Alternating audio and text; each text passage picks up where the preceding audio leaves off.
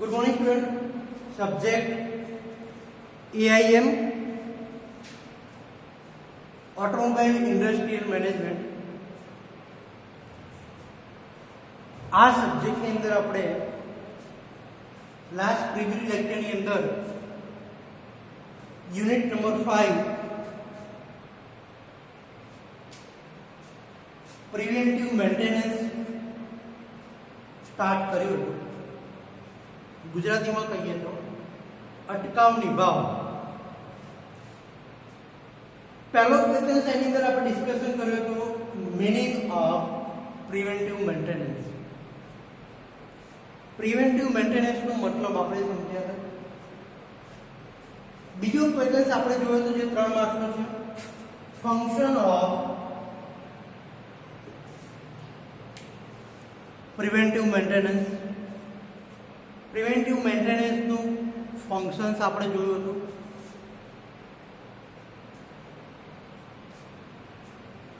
Than એના objective એના functions એ સમજ્યા પછી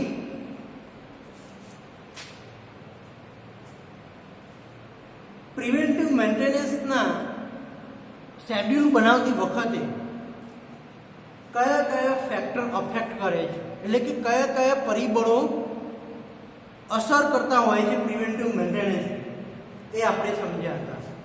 તો ત્રીજો ક્વેશ્ચન આપણે જોયો તો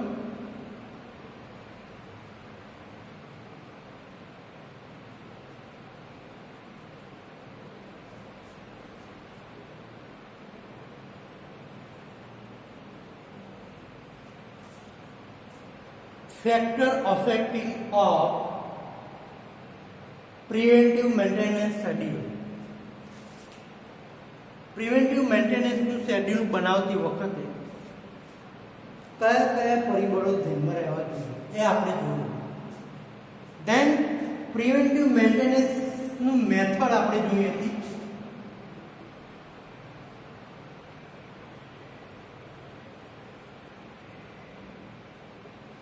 કે પ્રિવેન્ટિવ મેન્ટેનન્સ કઈ રીતે કરી શકાય તે મેથડ આપણે જોઈ હતી. બીજો એના પછી ક્વેશ્ચન આપણે જોયો તો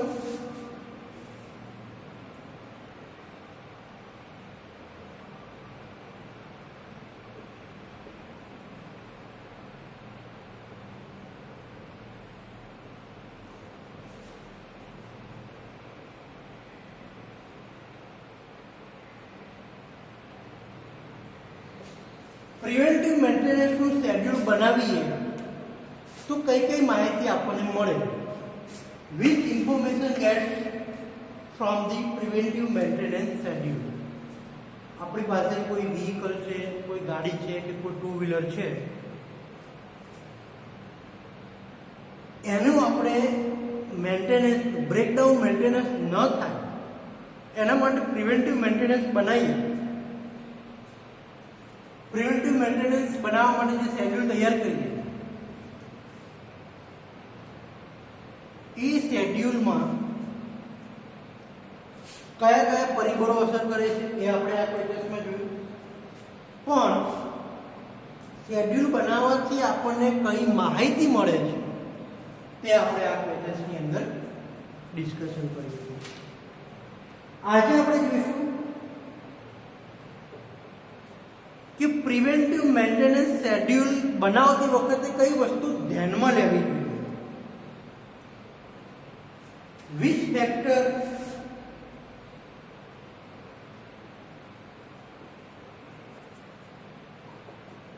is considered for make a preventive maintenance schedule.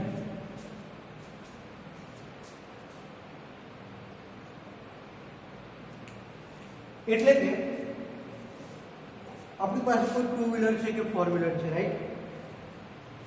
હવે એનું આપણે એકદમ પરફેક્ટ કન્ડિશન આપણે જોઈએ છીએ તો એના માટે આપણે અલગથી શેડ્યુલ બનાવવું પડશે કે ભાઈ આટલા દિવસ થાય એટલે આપણે આ વસ્તુનું ધ્યાન રાખીશું એના સર્વિસિંગમાં. આટલા મહિના થાય, આટલા કિલોમીટર થાય એટલે આપણે એનું ઓઇલ ચેન્જ કરીશું.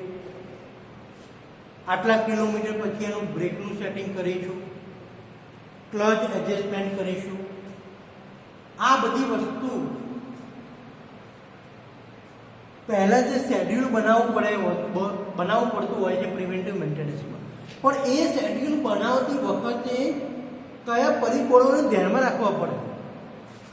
તો તમારી પાસે મોટી હેવી બસ હોય ને તમે બાઇકનું શેડ્યુલ બનાવી દીધું હોય તો શું થાય? ચાલે? તો ના ચાલે. તમારી પાસે કેવું વ્હીકલ છે, કયા યરનું મોડલ છે, એનો તમે યુઝ કેવો કરો છો, આ બધી વસ્તુને ધ્યાનમાં રાખીને તમારે મેન્ટેનન્સનું શેડ્યુલ બનાવવું પડે. તેમાં પહેલું ફેક્ટર અફેક્ટ કરે છે એજ ઓફ વ્હીકલ.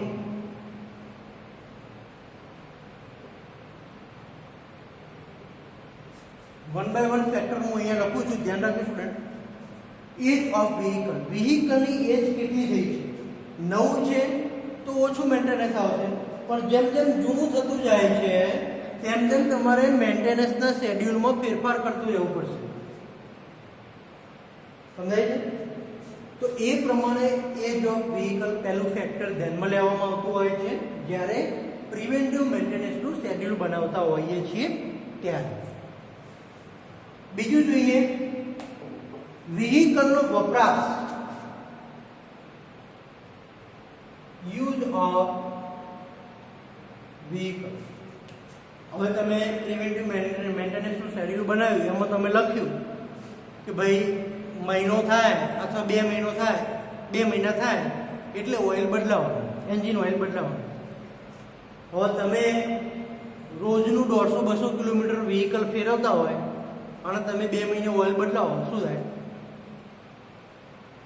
તો એ વસ્તુ પણ ધ્યાનમાં રાખવી પડે કે તમે વ્હીકલનો યુઝ કેવો કરો છો પર ડે. એની ઉપર તમારે પ્રિવેન્ટિવ મેન્ટેનન્સની અંદર શેડ્યુલની અંદર ગોઠવણી કરવી પડશે, એનો ચાર્ટ બનાવવો પડશે એ પ્રમાણે કે દિવસનું ડેલીને આટલા કિલોમીટર ગાડી ફરે છે તો ભલે મહિનો થાય કે 15 દિવસ થાય, 15 દિવસની અંદર એટલા કિલોમીટર ગાડી ફરી ગઈ હોય તો એને ઓબ્વિયસલી તમારે એન્જિન ઓઇલ બદલાવવું પડશે. સમજાય છે? તો આ વસ્તુ એક ફેક્ટર ધ્યાનમાં રાખવામાં આવતું હોય છે, યુઝ ઓફ વ્હીકલ. બીજી જોઈએ ત્રીજી વસ્તુ શું ધ્યાનમાં રાખવી પડે? Types of vehicle. તમારું વ્હીકલ કયા પ્રકારનું છે તે. પેટ્રોલ ગાડી છે, ડીઝલ ગાડી છે, સીએનજી કરાયેલી છે, 2 વ્હીલર તમારું કેવું છે, ગિયરલેસ છે, ગિયરવાળું છે. આ બધું ટાઈપ્સ ઓફ વ્હીકલ, એ પણ વસ્તુ ખાસ ધ્યાનમાં રાખવી પડે પ્રિવેન્ટિવ મેન્ટેનન્સનું શેડ્યુલ બનાવતી વખતે.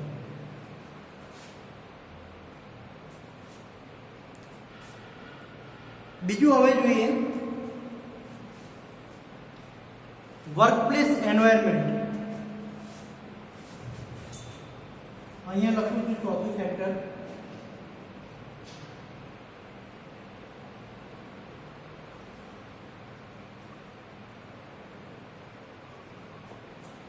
તમે જે જગ્યાએ કામ કરો છો તેનું એન્વાયરમેન્ટ કેવું છે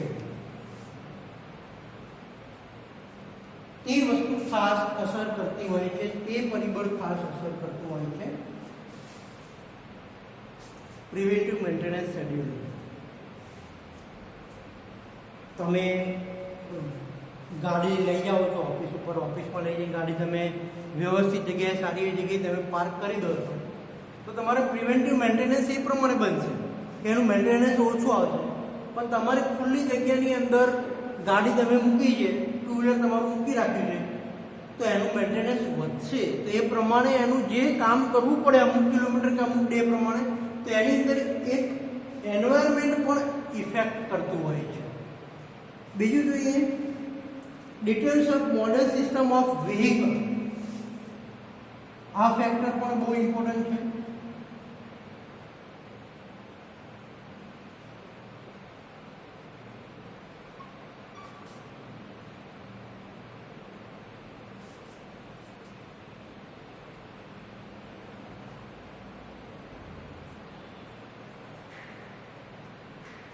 વ્હીકલમાં કેટલી ફેસિલિટી અને કેવી મોડર્ન સિસ્ટમ રહેલી હોય છે એની ઉપરથી પણ નક્કી થતું હોય છે preventive maintenance schedule chart. Advice of manufacturer, છઠ્ઠું ફેક્ટર છે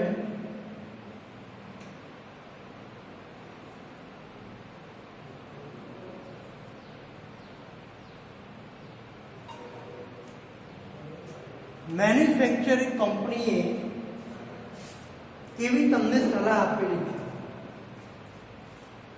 છે એ વસ્તુ પણ એ ફેક્ટર પણ ધ્યાનમાં લેવામાં આવે છે પ્રિવેન્ટિવ મેન્ટેનન્સ શેડ્યુલ બનાવતી વખતે. તમે કોઈ આજે નવું વ્હીકલ લીધું, તમને કીધું હોય સપોઝ કે તમે નવો ચેન ચક્કર નંખાયા, તમને કીધું હોય કે ભાઈ અઠવાડિયા પછી ચેન સેટ કરાવો, તો આવી રીતના તમે જ્યારે નવું વ્હીકલ લેતા હોય ત્યારે તમને જે કંપનીના શોરૂમવાળાએ કે કંપનીના મેન્યુફેક્ચરવાળાએ તમને જે સર્વિસ મેન્યુઅલની અંદર જે ઇન્સ્ટ્રક્શન આપવામાં આવેલી છે કે કેટલું રિપેરિંગ વર્ક કરવું જોઈએ, ક્યારે કરવું જોઈએ, આ પણ એક વસ્તુ ધ્યાનમાં રાખવી પડે મેન્ટેનન્સનું જ્યારે શેડ્યુલ બનાવતા હોય ત્યારે. બીજું જોઈએ કે કેપિટલ કોસ્ટ ઓફ વ્હીકલ, સાતમું ફેક્ટર છે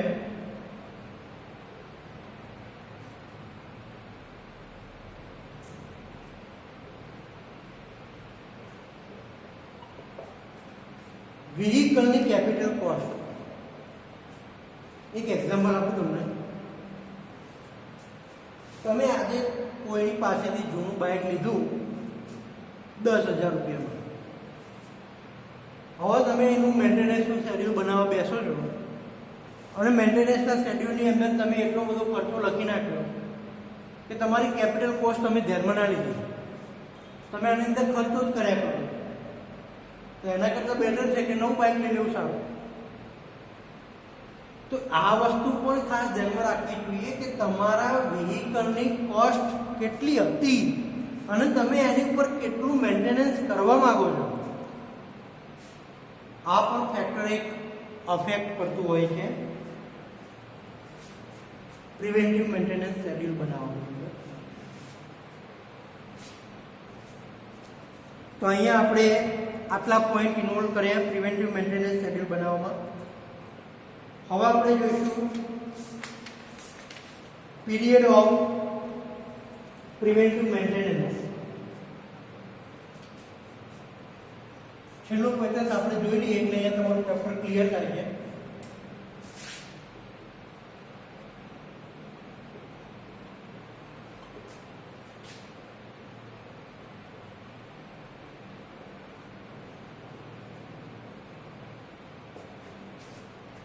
જે ટાઈમ પિરિયડ હોય છે પ્રિવેન્ટિવ મેન્ટેનન્સનો એ ડિસ્કસ કરી લઈએ. તો એની અંદર પહેલાં જનરલ પિરિયડની વાત કરીએ તો છે કે તમારા વાહનની મેન્યુફેક્ચરિંગનું મેન્યુઅલનું સ્ટડી કરીને જે કોઈ સારો એવો ટેકનિશિયન હોય એ ટેકનિશિયનને પસંદ કરીને શરૂઆતમાં 1 વીકની અંદર શું ચેક કરવું જોઈએ તો કે એન્જિન ઓઇલ લેવલ, રેડિએટરમાં પાણીનું લેવલ, ટાયરમાં હવાનું પ્રેશર અને બ્રેક ફ્લુઇડ. આ આવશે 1 વીકમાં. ખાસ ધ્યાન રાખજો, 4 માર્ક્સનું ક્વેશ્ચન છે. ફટાફટ જોઈ લઈએ આપણે. પહેલું છે 1 વીક. 1 વીકમાં શું ચેક કરવાનું? એન્જિનનું ઓઇલનું લેવલ, કુલન્ટનું લેવલ, બ્રેકનું એડજસ્ટમેન્ટ અને ટાયરમાં એર પ્રેશર. આ 1 વીકમાં ચેક કરવું પડશે. હવે વાત કરીએ એવરી 3 મંથ અથવા તો 5,000 કિલોમીટર. 5,000 કિલોમીટર તમે ગાડી ચલાવો અને 3 મહિના થાય તો શું ચેક કરવાનું એ જોઈએ. તેમાં પહેલું છે વાહનની સર્વિસ કરાવો. જે જનરલ સર્વિસ આવતી હોય એ સર્વિસ કરાવવી પડે. બીજું કે એન્જિનનું ટ્યુનિંગ કરાવો. તમે EDT સબ્જેક્ટની અંદર કદાચ ભણી ચૂક્યા છો એન્જિન ટ્યુનઅપ. તો એ એન્જિન ટ્યુનઅપ તમારે 3,000 કિલોમીટરે કરાવવું પડે. પછી બેટરીનું ચેકિંગ એ આવશે 3,000 કિલોમીટરે. સ્ટીયરિંગ ગિયર એ પણ આવશે 3,000 કિલોમીટરે. Fan belt, radiator fan belt હોય છે એ બેલ્ટનું ટેન્શન ચેક કરવું પડે 3 મહિનામાં અથવા તો 5000 કિલોમીટરે. પછી આગળના ચેપ્ટરમાં આપણે એક પોઈન્ટ સ્ટડી કરીશું કે વ્હીલ રોટેશન. તો આ વ્હીલ રોટેશન પણ 3 મહિને અથવા તો 5000 કિલોમીટરે તમારે વ્હીલ રોટેશન અથવા ટાયર રોટેશન પણ કરાવવું છે. હવે વાત કરીએ એવરી 6 મંથ એન્ડ 10000 કિલોમીટર. દર 6 મહિને અને 10000 કિલોમીટરે શું ચેક કરવું તે જોઈએ આપણે. તેની અંદર આવશે એન્જિન ઓઇલ અને ઓઇલ ફિલ્ટર. શું પોઈન્ટ આવશે? એન્જિન ઓઇલ અને ઓઇલ ફિલ્ટર તમારે રિપ્લેસ કરવું પડશે. બીજું આવશે ટાયર અને વ્હીલનું એલાઇનમેન્ટ. તમારે દર 6 મહિને વ્હીલ બેલેન્સિંગ, વ્હીલ એલાઇનમેન્ટ ટાયરનું કરાવતું રહેવું પડે. આ આવશે 10000 કિલોમીટરે. હવે જોઈએ એવરી યર, દર વર્ષે અને 15000 કિલોમીટર શું ચેક કરાવવું પડે ધ્યાન રાખો. વ્હીલ બેરિંગો અને સસ્પેન્શન સિસ્ટમ. જો તમે જેમ જેમ કિલોમીટર વધારો ને એનો મતલબ એવું નથી કે તમને જે કહેવામાં આવ્યું છે એ જ કરાવવાનું. તમે સપોઝ કે 1 વર્ષ થયું તો 1 વર્ષ સુધી બીજી વસ્તુ પર આગળ જે વસ્તુ આપણે આવી ગઈ લિસ્ટની અંદર કે 3000 કિલોમીટરે, 5000 કિલોમીટરે, 10000 કિલોમીટરે, એ વસ્તુ તો કરાવવાનું જ. પણ એના સિવાય એડિશન જે તમને કહેવામાં આવે છે એ વસ્તુ એની અંદર એડ કરવાની. તો 1 વર્ષે બીજું શું કરાવવું પડે? વ્હીલ બેરિંગો અને સસ્પેન્શન સિસ્ટમનું ચેકિંગ કરાવવું પડે. એનું સર્વિસિંગ તમારે જોતું રહેવું પડે. બીજું જોઈએ બ્રેક સિસ્ટમની ચેકિંગ, બ્રેકનું એડજસ્ટમેન્ટ તમારે કરાવવું પડે. પછી ફ્લશ કરી નવું બ્રેક ફ્લુઇડ, તમારે બ્રેક ફીડિંગ પણ દર વર્ષે અમુક કિલોમીટર થાય એટલે તમારે કરાવવું પડે. કારણ કે બ્રેકમાં એર આવી જાય તો તમારે સફિશિયન્ટ બ્રેકિંગ વર્ક કરતી હોતી નથી. તો આ વાત થઈ કે દર વર્ષે તમારે બ્રેક ફ્લુઇડની અંદર પણ જોવું પડશે. ગિયર બોક્સનું ઓઇલ ચેક કરાવો, એનું લેવલ કેટલું છે, એની વિસ્કોસિટી કેટલી છે, એ પણ ખાસ તમારે દર વર્ષે ચેક કરાવતું રહેવું પડશે. એર ક્લીનર અને ફ્યુઅલ ફિલ્ટર સાફ કરો. ફ્યુઅલ ફિલ્ટર છે એને સાફ કરતા રહેવું પડશે. બીજું કે વ્હીલ એસેમ્બલી તપાસો. વ્હીકલની જે એસેમ્બલી છે એને પણ ખાસ ચેક કરતું રહેવું પડશે. તો આ બધા જે પોઈન્ટ્સ છે તે આવે છે દર વર્ષે ચેક કરવાના. હવે જોઈએ 3 વર્ષે શું ચેક કરવાનું? Every 3 year. તો વાહનને, તમારા વ્હીકલને કમ્પ્લીટલી 3 વર્ષે પૂરેપૂરું ચેક કરાવવું પડે. સંપૂર્ણપણે એનું ચેકિંગ કરાવવું પડે. તો આ વાતથી તમારે time period of preventive maintenance કેટલા આવ્યા? સૌથી પહેલું આવ્યું આપણે ઇન 1 વીક.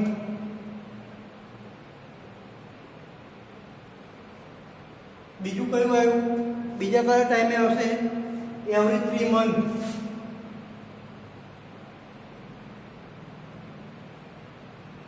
પછી એવરી 6 મંથ. then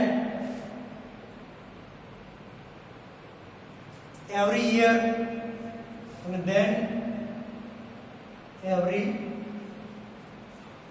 3 years. તો આવી રીતના તમારે જે ટાઈમ પીરિયડ હોય છે સર્વિસ કરાવવાનું, એટલા ટાઈમ પીરિયડમાં તમારે ડે બાય ડે ચેકિંગ કરાવતું રહેવું પડશે. અહીંયા તમારી unit number 5 preventive maintenance complete થાય છે. કયા ક્વેશ્ચન જોઈએ આપણે? તમે જે આગળ નોટ ડાઉન કરાવીને ક્વેશ્ચન એડ કરી દો. Period of preventive maintenance. Preventive મેન્ટેનન્સનો ટાઈમ પીરિયડ આપણે જોઈ લીધો. બીજો ક્વેશ્ચન આપણે જોયો તો છેલ્લે which factor is considered for make up preventive maintenance schedule. તો આટલા જે 7 ટોપિક જે હતા એ તમારે આ ચેપ્ટરની અંદર કવર થાય છે. નેક્સ્ટ આપણે હવે યુનિટ નંબર 6 જોઈશું, લાયસન્સ. ક્લિયર? Thank you.